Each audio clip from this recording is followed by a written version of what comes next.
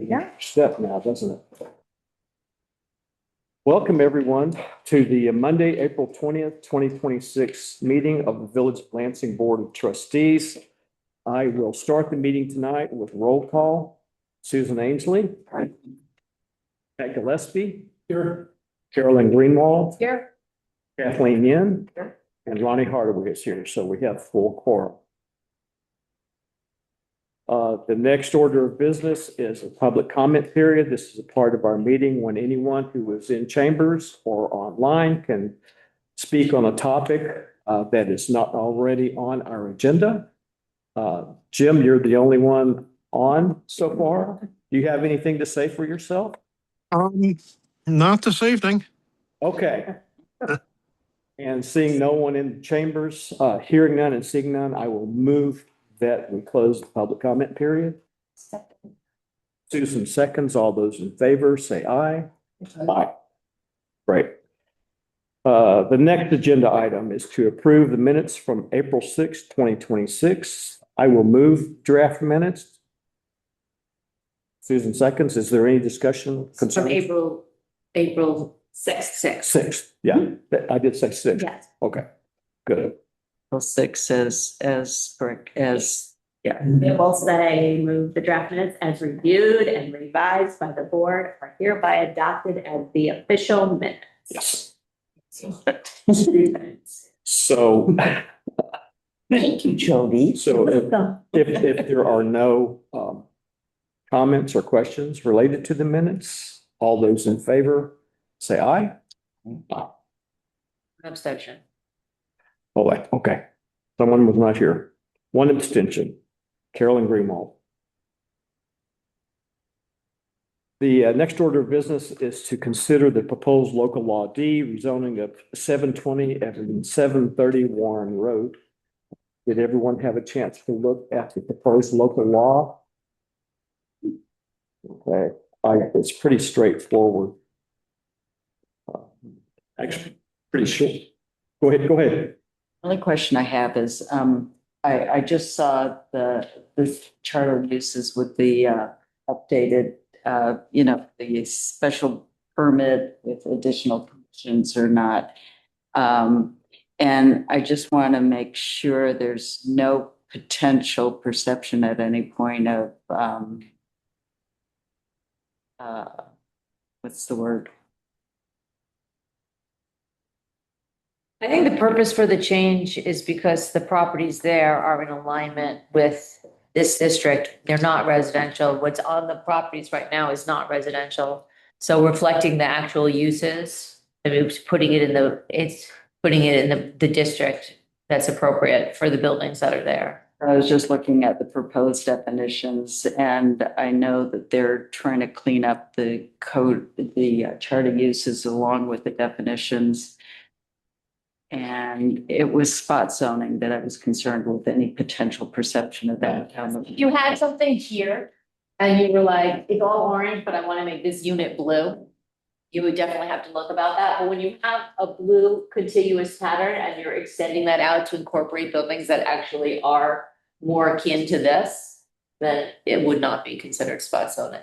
But yeah, taking something here or here or here and picking and choosing what zone each individual property unit is something we want to avoid. In the future, that could not be construed or. No, I don't think so. It's fairly clear in the description that they're trying to make it contiguous with the business and technology property that's just north of it. So it's basically expanding it into those two properties, and those two properties in effect are business technology. So I don't think that would be considered spot zoning at all. And then it's not a use, it's a zoning. Yes. So Yes. There are no changes to the current uses. In fact, that business and technology would expand the potential uses on. it's like 13 or so uses. Yeah. Any other concerns with this? No. We will have to set a public hearing do we want to do this on our May 4th meeting? Public hearing. Organizational meeting. Yeah. It won't take but a few minutes, but we will be busy with an organizational meeting, but it can go easily before that, I think. Okay, let's do it. Okay, then I will propose a public hearing at our Monday, May 4th Board of Trustees meeting, starting the public hearing at 7:35 PM on proposed local law D. Pat seconds. Any further discussion? All those in favor say aye. Aye. Thank you.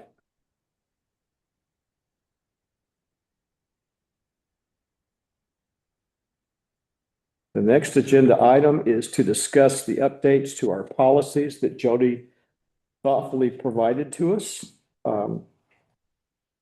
Did everyone have a chance to look at those policies, review them? Yes. Okay, well, let's discuss them, I guess, in the order that they're here on in the agenda, the capital assets policy. Did anyone have any concerns with the capital assets? I just had a question for clarification for me. Who sets the valuation Who said what? of the asset? So it's set by whatever it costs, the asset costs. And what happens is I keep a chart every time each year, so it's all your point ones in your budget are your capital assets. And so those all get sent to our accounting and they do the depreciation schedule and figure that all out for us. So once they're logged into the system, then it depreciates those on a schedule. Yes, yeah. Any other concerns? None from me.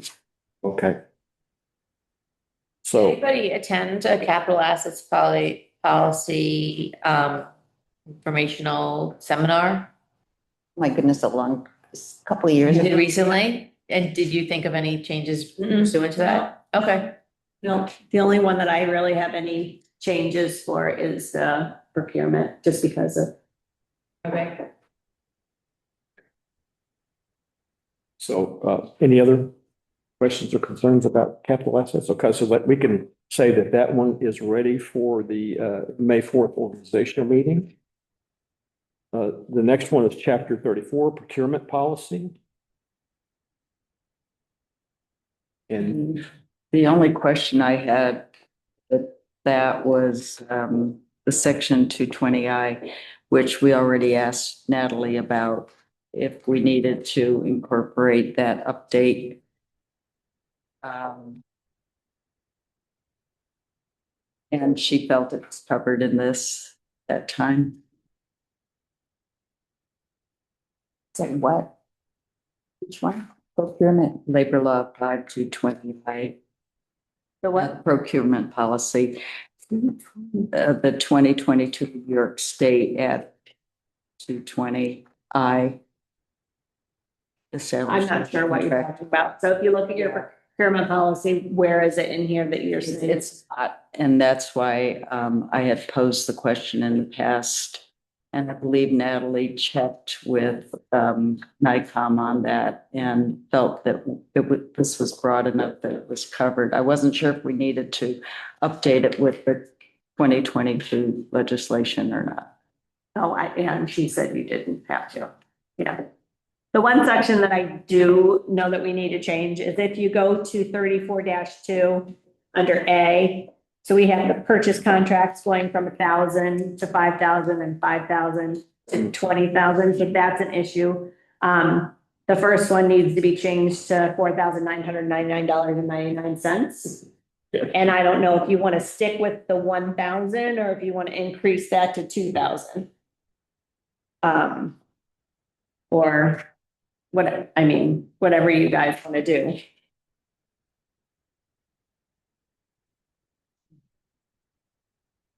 I want to change written fax quotations to, maybe to specify also email. I think that's a great idea.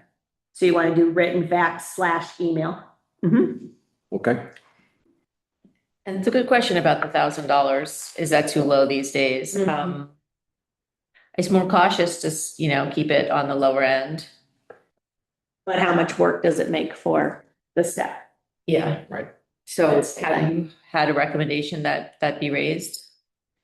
I would think that we might want to raise it to 2,000.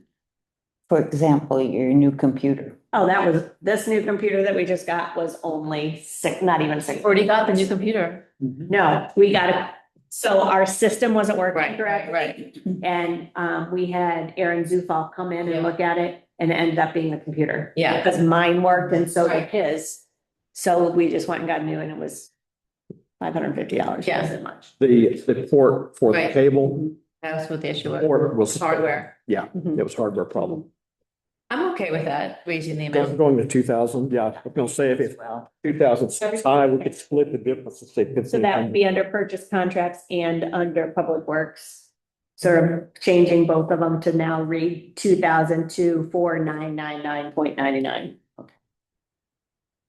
Okay, and then did that.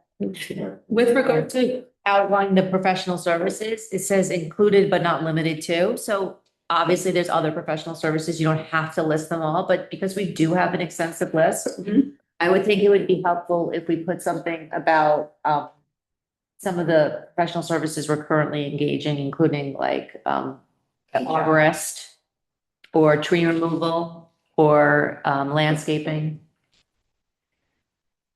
Those are all professional services. Then you have to be sure to Yeah. maintain that every year.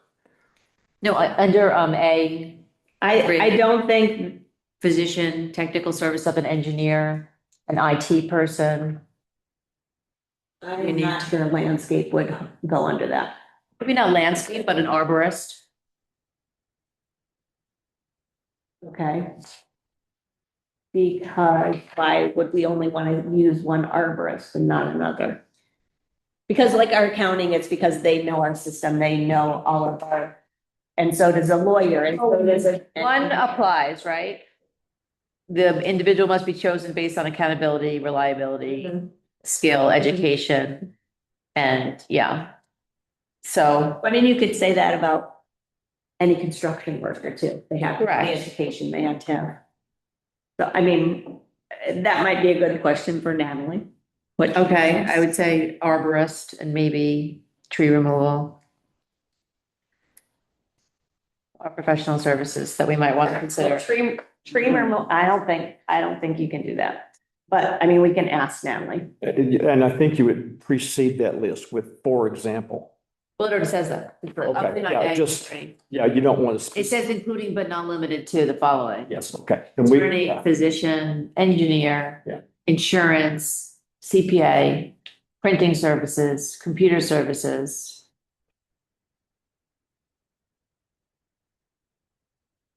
Grant oversight services.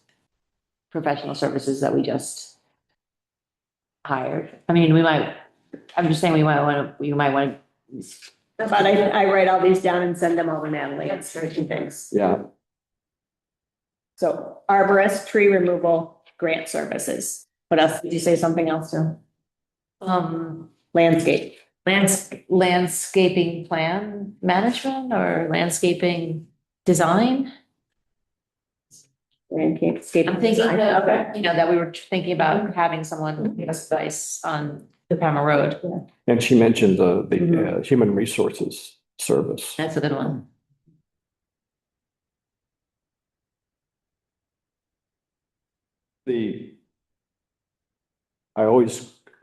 These are good suggestions, but we just have to be careful that we have to monitor that every year to make sure that services haven't, we no longer need a horse farrier, for instance.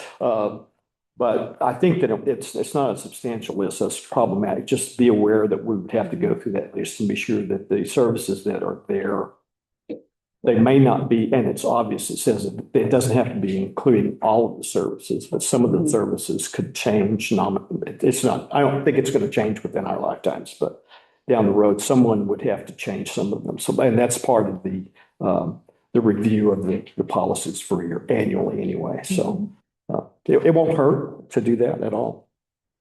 And then when we get down to D, Since we're raising the 2,000, we need to change that one there also. To 2,000. Yeah. Another question that has come up is documentation requirement. Documentation is required for each action taken in connection with each procurement. Which, oh, okay. 34-3. One of the things that, they said, like, you don't have to for verbal, but do we want to continue to have to do that? So you want it documented. Well, how about explanation on the record? And so we'll just have it mentioned at our, probably more likely.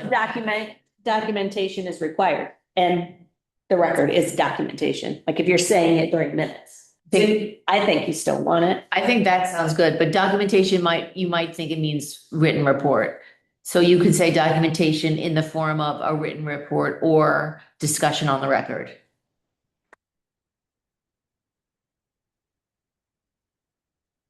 Yeah, because if I were reading this 10 years ago, documentation is a manual or something like that. But it basically is just a record of the actions taken. Yeah. I mean, now we've gotten to the practice, being more diligent about putting it on the abstract. Your voucher, in your voucher. Oh, yes. Noting Yeah, that. yes, and that's documentation. Right. Yeah. Okay. I just said that. We want to be flexible about the ways that we can document it, but we want to make sure that it's documented. Yeah, I would feel more comfortable having as much documentation as you possibly could have, because if someone came along and wanted to duplicate that action for a new service, they would have a record of who was contacted and what was done, and it would help them with a future action rather than just recording a past action. So I think that that's important. Or any grants or any auditing or anything like that. You'd want to have that. Yes, it's possible that someone would want that much documentation. The more documentation you have in that case, a better record is a better impression upon grants. Yeah, and I like too that it's in the minutes because those are forever, Yeah. right? If you're having the documentation on the abstract, yeah, you're gonna have it for the, 7 years you have to keep them, but after that, it's Right. gone. It falls. So I like the minutes way too. Yeah, it's an extra record of. Which is easy because when you're going through the vouchers at the meeting, you can make the comments. Yeah. As long as you remember, we remember to make the comment. Yeah. So continue to write it on each voucher. Yes, please. Yeah. I find those very valuable. I have minor things that I found, but they're not important. It's like grammatical errors, but I decided that basically the intent of the wording is perfect. It's just I found missing commas, and I don't think. Okay, so easy. I'll have to send it to you. Okay. I'll have to send it to you. I didn't even bring it. I was thinking, this is petty. I don't want to waste it. I can send it to you. It's just commas and periods, and so. That can make a difference. It's valuable. Got it. Did we agree on where we were placing it? Periods. No. We'll leave it to you, Mr. Mayor. I'm sure I didn't catch anything. I would get there, I would read a sentence or a phrase and the comma was missing and I would read it differently and I was away from this. So I would just start. Okay, I'll send that to you, Joe. Anything else about procurement policy?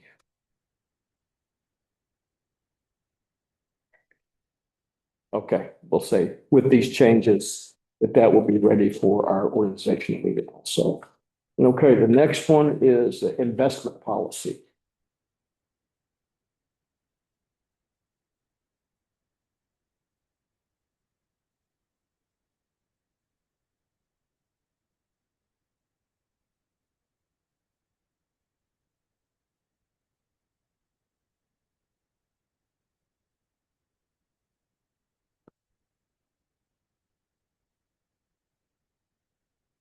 I did want to give you guys this. Because it says in here that something the clerk, has a written procedure, and I thought, they probably don't want to see that. Huh? Once I was reading it later today, I noticed that I saw that comment was in there. I'm like, oh, I should quickly talk to them then. But this is just explaining, the training type documents, Your process. operation of the. um, Policy also says that you maintain a list of financial institution and dealers approved for investment purposes. Do we have such a list? It's here, designated. We have Tompkins Community Bank, 20-7. yeah.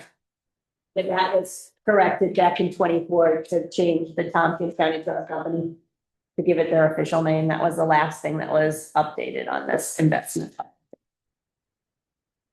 How often do we look at The investment policy. new companies? If I'm looking for new rates. Yeah, you can file a new one? Yeah, Okay. yeah, right, the, Tompkins has been the best, and that's also the easiest to transfer within, rather than going to another financial institute and then having to erase signature cards again, set up Yes. accounts and Yeah. have we used to have accounts at Chase and M&T, so then we would be transferring within the accounts there. Unless we've narrowed it down to 3, that's enough. Unless we, We did, we're in the village. The banks that are in the village. Yeah, local companies. Joe? Jody, what does LFL stand for? What? What does LFL stand for? that? It's 20-10. 85, 86.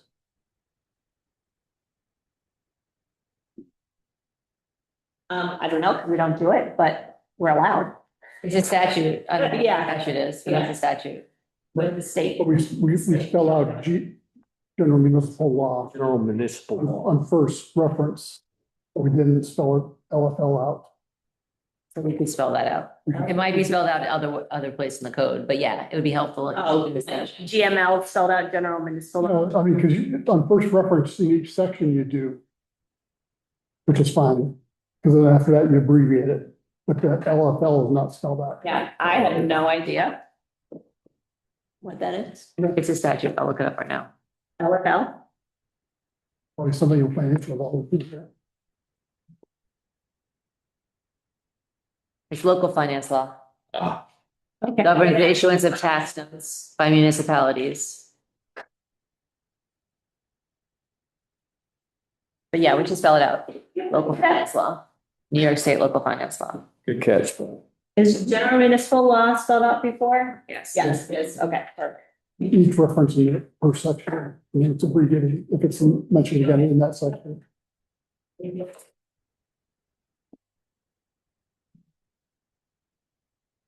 You just put it in parentheses. I don't see the parentheses where it's spelled out, right next to where it's spelled out. That's the only thing. Oh, yeah, that's what you do when you spell it out. You put the acronym. So under 20-10 Well, even right at the, says general municipal law, even at the very top, yeah. Oh, is that, so it put wasn't, GML there. yeah. So Jody, have you ever tried contacting, who's here now? KeyBank? And, Keep bank it out. KeyBank is out now and. Beginnings, Begin- but that's credit. Right, union. yeah. Well, M&T is here on the other side. Who's next to Mitsubishi? Is that CF? No. I have an account, Elmira Savings, okay. Elmira Savings and there's one M&T. right down Near to where bank used to be. Elmira Savings and M&T. Could we possibly consider them? I mean, you could. You want to add, you can. what's the advantage of adding them? If they ever had an interest rate that was higher than the trust company. Myra Savings Bank has, for me, in the past, had interest rates higher than a trust company Where's Elmira Savings and? on a, yeah, I had a CD there once for a short period of time, near between Applebee's Cox Plaza? and Old Applebee's. No. Yeah, Yeah. In that strip mall right there? between, by H&R Block. It's still there. No, that was Key Bank. No, KeyBank It- is just, it was right up here. And also what the other requirements are. Are they still there? That's Have the they? question. What bank is there now? Community Bank. Okay, so Community Bank is now here. Whether they have, okay, Elmira Savings I've done CDs with. I don't know. Community Bank is here now. I don't know if they are. I mean, are you saying you'd be more comfortable, like getting rid of Chase because they're not here, but then, and then adding the other banks that are here? So that I'm more comfortable because Chase is a reliable financial institution, but if we had an opportunity to use a local bank, I wouldn't want to not use it because it If we wasn't. had the opportunity, this investment policy is part of the code section that you can change by resolution. It would be very easy to add at the next meeting. Yeah, that's what I was about to ask. How much investigation, formal investigation do we have to perform in a bank to determine liability before we start investing in it? Also, before we put it in this list. Just has to be FDIC. And then they have to be able to collateralize it. Right. Yeah. Collateralization. Yeah. You did. Okay. You did I'm okay. very comfortable with the trust company. Uh-huh. I'm fine with JP Morgan. I would prefer the third option be a bank that's located in the village other than First Niagara. So either M&T or Community Bank, but that's also okay. It's not a big deal. It's first one that wasn't built at one point. It would, yeah, they were. That's probably why they got on the list. Yeah. For this very reason. But maybe we can add M&T now because they're here to stay probably. You want to add M&T? Swap them out for First Niagara. I wouldn't mind. It's not a huge big deal. Or somebody who's got better rate. I mean, if somebody's got better rate than M&T, I'd go with. As long as they're in the village. Do we have any accounts with First Niagara? Nope, the only accounts we have, everything is at the trust company. now. Trust company, okay, Mhm. all right. Yeah, so this might be unnecessary. So a switch, well, I'm just saying, a switch would be easy Okay. in that case. I mean, just put another name in there. Do you want another name in there? Well, just the M&T in addition to or in place of First Niagara, since it is not local. And do we say anywhere in here that we prefer local? That limits us. Well, only because we can say prefer, we don't demand. Oh, true. Under objectives, delegation, I don't know where that would be the best.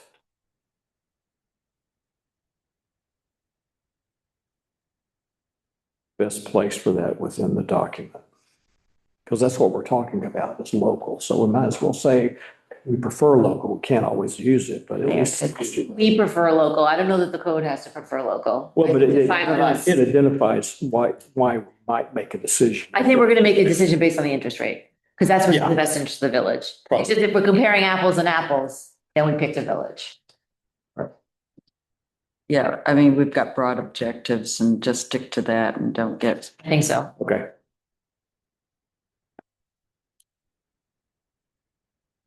Now are we getting rid of First Niagara? I thought I would check you want to check with your rates and safeguards or. I don't think there's a First Niagara. So you also have to think that if I'm gonna set up an account and I have to run to the bank, Yeah. you don't want to go anywhere. Yeah, First Niagara's closed in Ithaca, so let's just take them off. They're not even downtown anymore, so let's definitely take them off. Okay, Well, so that's- what do you want to add that's to one that reason then? to take them off. Bank or Elmira Savings? With M&T, because they're more of a institution.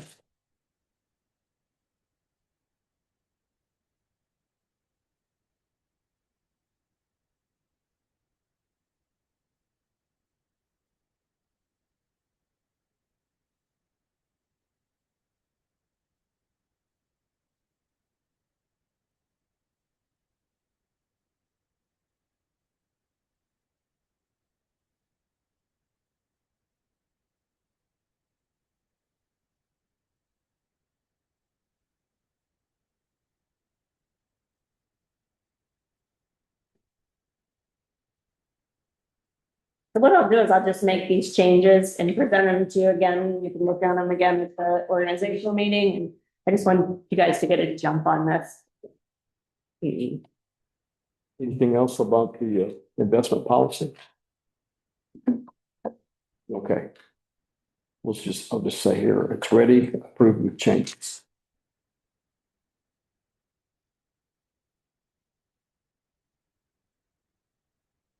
Workplace violence report. Oh, wait, I'm sorry. No, workplace violence. One should be pretty good because we just recently approved. Maybe they're all correct. I didn't find anything.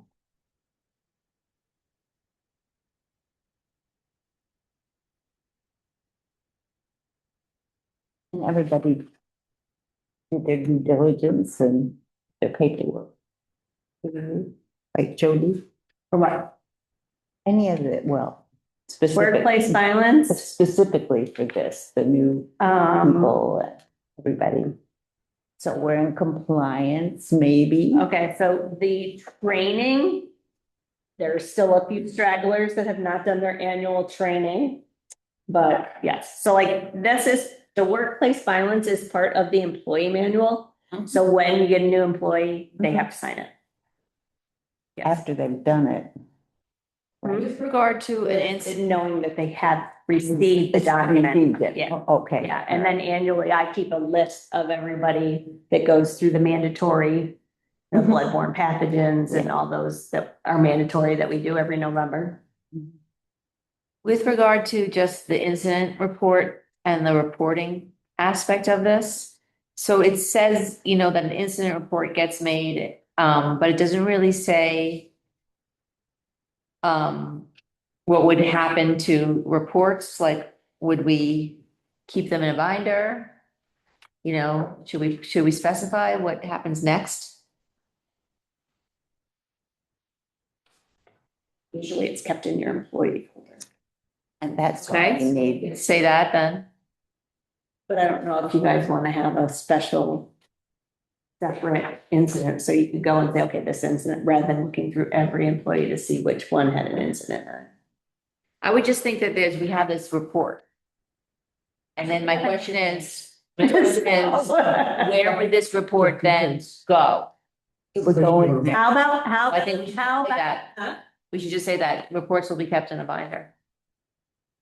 I believe, And- this is what I think should happen. I can make an incident reporting folder, but I think it should be kept with the employee files. Perfect. And that's where they're Say that. usually An kept. incident report folder will be kept with employee files, just one sentence, one more sentence. That's perfect. The other thing to consider with this one is that if we have an outside HR service, they may have a recommendation for how we treat it. And we will have to negotiate with them if we want to use our incident report. Is that okay? Do they have one that they prefer to use? We just don't right now. So there could be a slight change once we look at that service. So, Why do we want to have an incident of HR person do this? but the HR person, So then you'd also have to change the designated contact person. no, the designated contact person would be, but I mean storage of records. They Might have to stay here at the village. do We that. have to have them here at the village. They may want to have a copy, but they have to be here. Well, if there becomes a case, then this is documentation and it should be Mhm. kept. And the Mhm. employee. And it should be in a locked folder Sure. where it's not. Secure folder. Yes. Yeah. And that's where the employee Mhm. files are kept and those locked. The, Files. I'm curious why the documentation, what requires the documentation be with the village rather than a copy of the incident? Because we're keeping, That's fine. If it's a copy, it doesn't matter. well, At least, but it has to be here. why does it have? And you have to look at your record retention schedule Right. and you have to keep that kind of thing for so many years. Yeah, that I understand, but do we keep that here with the village because you're performing the HR service? No, because I'm a record retention person who has to keep track of all the records. Record retention, Mhm. record retention. Mhm. Now that makes more sense. I was trying to figure out, how did we have to keep it, but that's perfect. And it's part of the employee. Yeah. Mhm. So there's a possibility that the incident report might change, but I was also going to recommend that I would put this blank form on our website because an employee may not want to go to someone else to get a copy of this to fill out because that breaks their confidentiality. So they could print this from online Oh, true. and Good then, point. they could fill it out. Why don't we just leave them in a folder in the like mail room? In that, Yeah, I would prefer. Those that we websites stick weird. Some on the bulletin board. I mean, I can just take 4 or 5 of them, stick them on the bulletin board back there and you're right, it should not go. Or it could be emailed to all the employees. so they have it for their So record. they have it for their records. Yeah, that's, I don't like putting that kind of stuff on our website. I don't either, but I do like putting it in the file folders, because you could just grab one. okay. All right. Happy to. Yeah, that's a good work. Easy. Anything else about the workplace violence?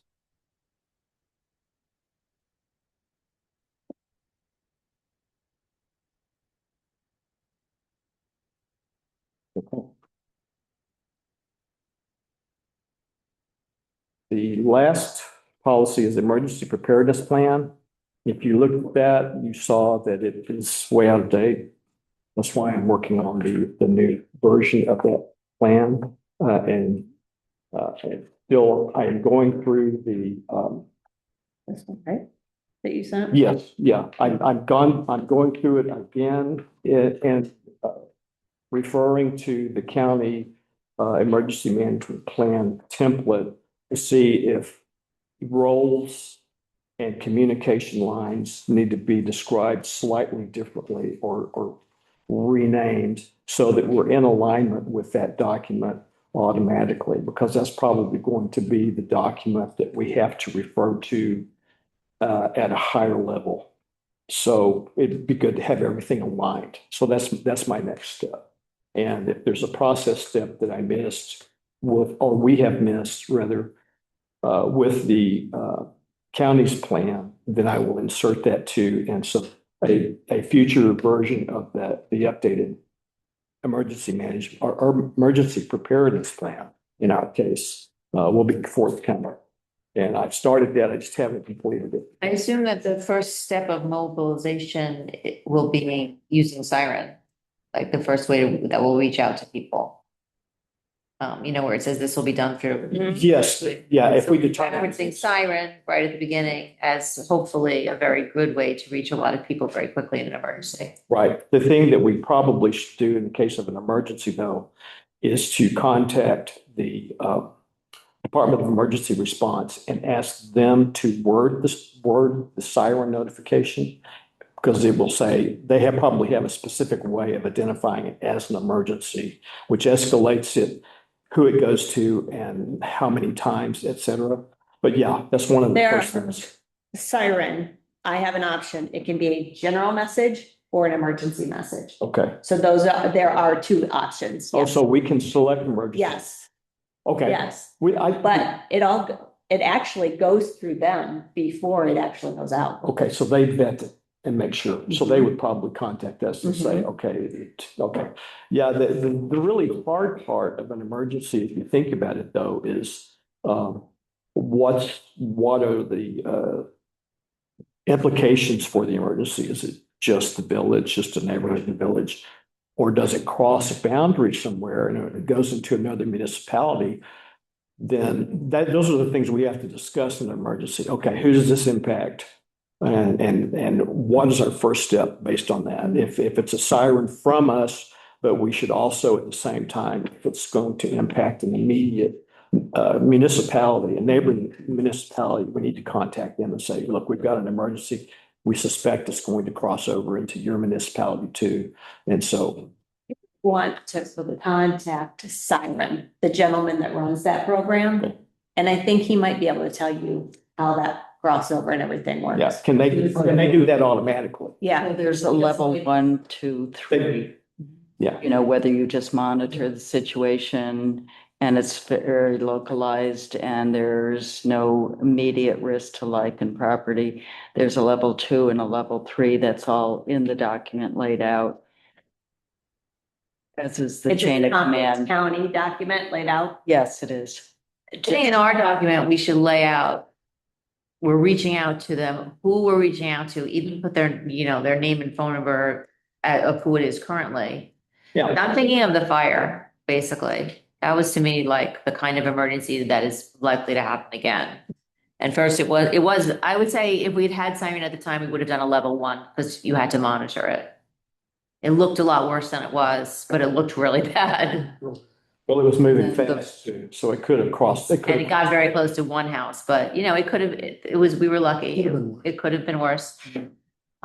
It's making sure that would have gone to more than one municipality for sure. That would have, if it had that gotten bigger, Yeah. it would have been, So that would be level 3 when it's outside of. but it was probably at level 1 because we were monitoring it. I was standing outside my house being like, They were monitoring it. it really smells like smoke. So, and then when first responders get on the scene, they're the ones responsible. You know, until a higher authority gets there and transfers. Right. So So that's all laid out. for this meeting, the emergency preparedness plan, I'm not sure we should even have it on the May 4th meeting because if we had to implement that plan, we couldn't, because we couldn't contact the departments that are listed. For instance, Why can't we update it before May 1st, May 4th?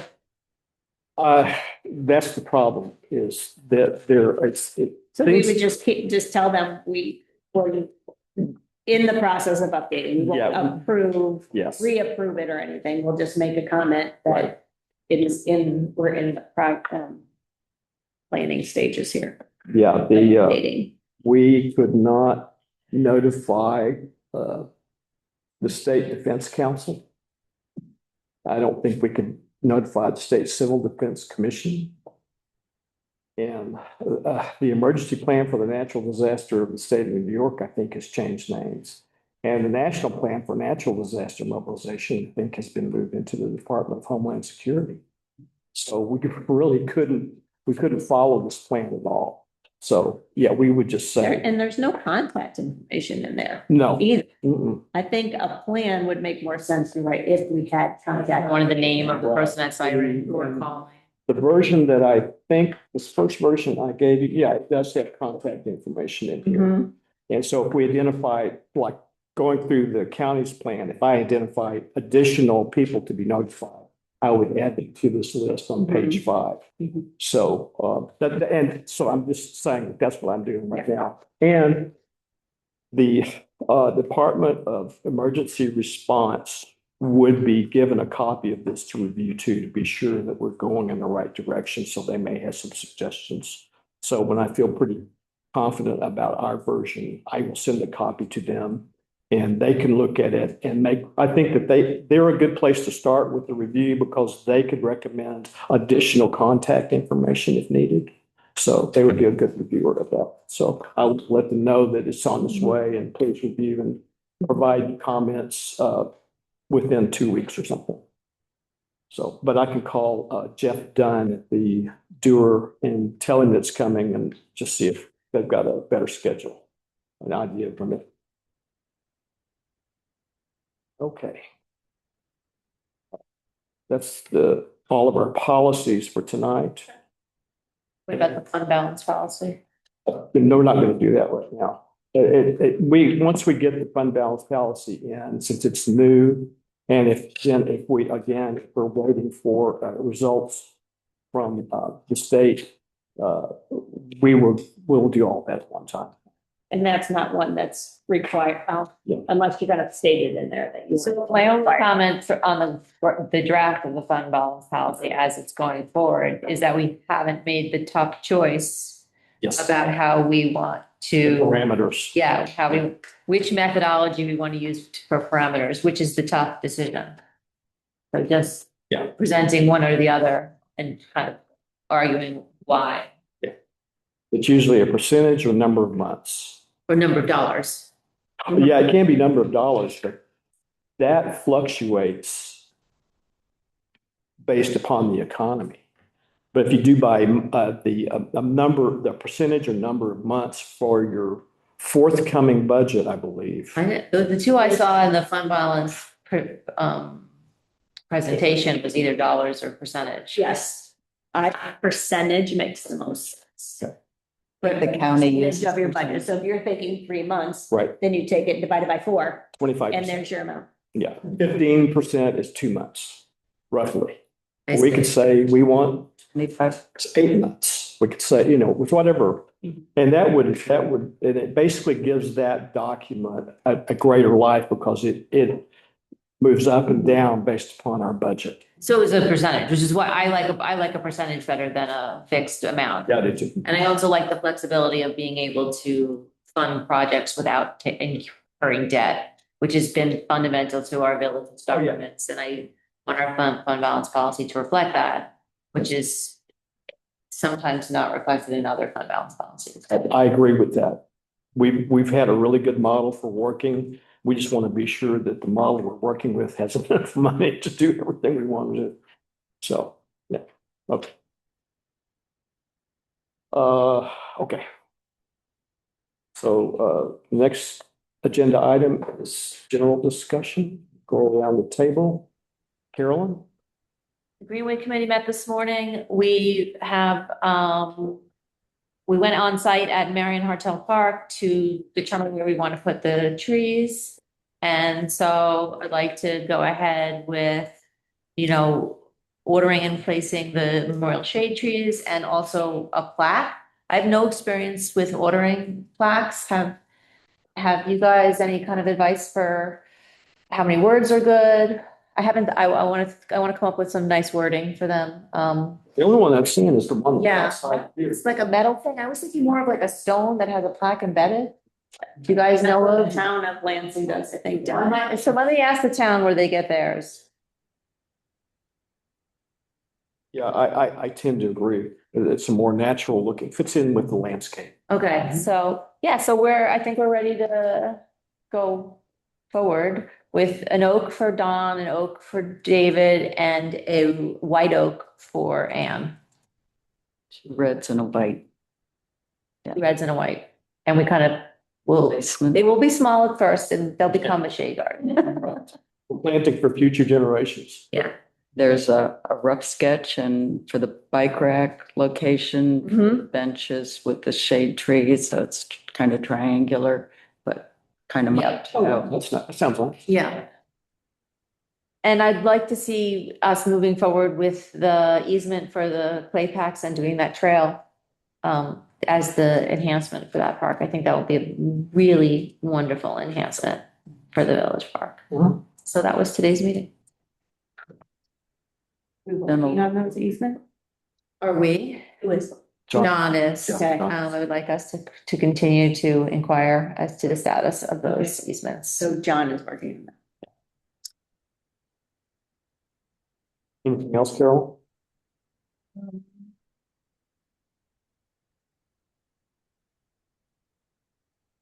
No.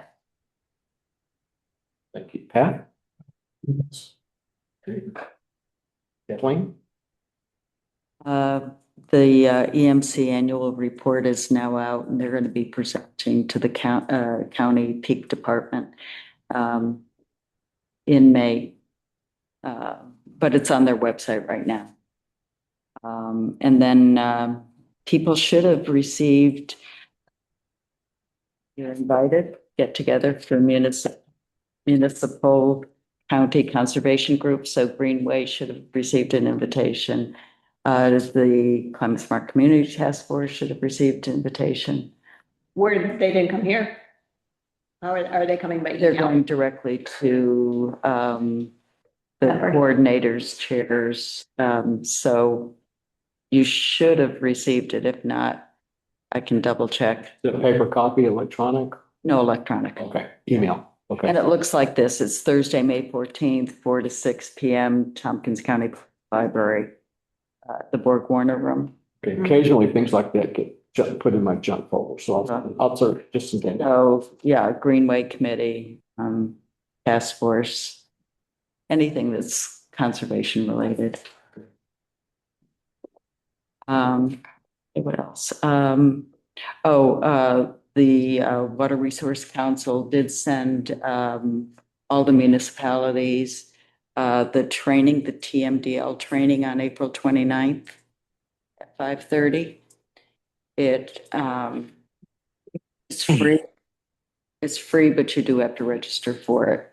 So that can be any municipal officials, staff people that would benefit from that training. What was the date again? April 29th? It's April 29th, 5:30. And that should have gone to all of the clerks in all of the municipalities, cities, villages, towns. And it came from Darby Keeley from the Planning Sustainability Department. Let's see. We had a meeting today at 4:15 and there was a presentation and there is a PowerPoint of that presentation. Forever chemicals are everywhere. Well, it shows you. But if you want a copy, we have permission to give you this copy. It's too sad. No, I mean digital. If you're interested, forever chemicals are everywhere, but not much in our drinking water. Susan Allen, professor and chair of Department of Environmental Science at IC, and Lily Way, her top lab, and it was a great overview. They sampled stormwater runoff, snow melt, and wastewater, cooperate with all of the wastewater treatment plants to do sampling of the effluent. So what comes in and what goes out. This is the annual report. Cuga Inlet Flood Risk Reduction Restoration Project. I had said that deadline for public comments, enough people requested an extension. So it is extended to May 16th, sorry, for public comments. And there is a working group looking on that.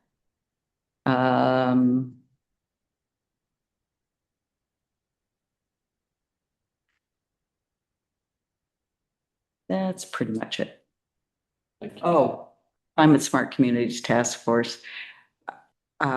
Just because I think we're going to cancel that April meeting and wait until the organizational meeting to schedule the next one. When you say wait for the organizational meeting? After the organizational meeting, when the There, assignments are made. No, hours. hours. I see. Oh. I got it. I caught up. Are you anticipating changes to the committee membership? Well, I think that's something to be decided by whoever's on the board at that time.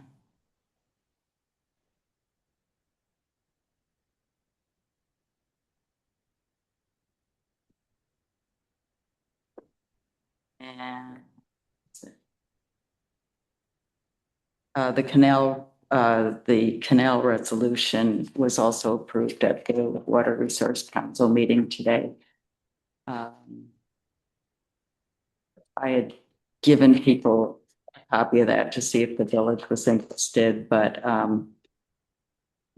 they are submitting it to the county. Which committee are they submitting that to? Peak? It goes to Peak. Peak. So it has to go through the committee. And then it goes to the Review. committee, then it goes to the legislature. And basically, it's just to raise awareness of the connectivity and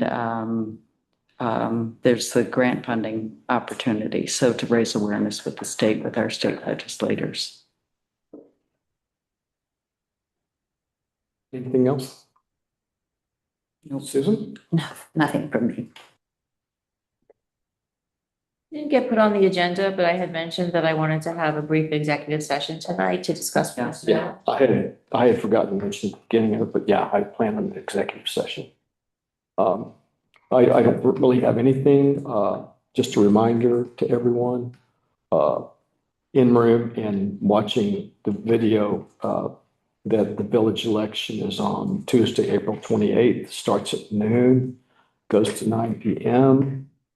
And it's over in the, community room, which is just east of this building. So, but that's all I have for tonight too. Is there any other discussion during our general meeting? Okay, then, I will move that we go into an executive session for, according to New York State Open Meetings Law, Section 5, Paragraph 1, Subparagraph F, regarding matters leading to the appointment of a particular person or persons. So someone would need to move that. So move. Move. Thank you, Becky. Susan moves, Carolyn seconds. All those in favor say aye. Aye. I guess I'll sign off. Good night, Jim. Good night, everyone.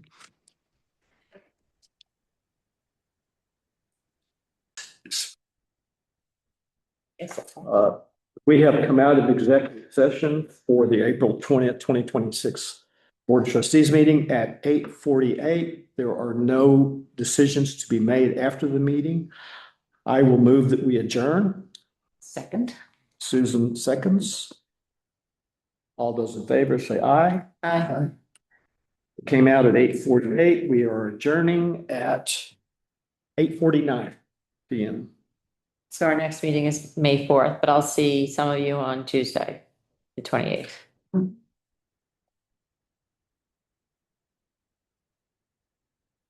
Thanks, everyone.